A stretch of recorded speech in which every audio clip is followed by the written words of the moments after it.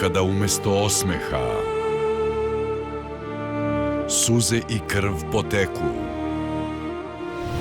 niz bespomoćna lica njene porodice i sećanje na izgubljeno detinjstvo postanu udarci gorkih uspomena.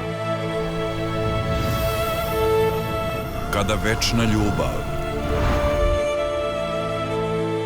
ušeta u njen život kao neprijatelj,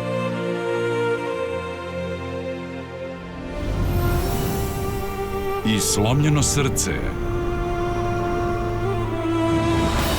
pomisli da ne može dalje, tada počinje naša nova priča.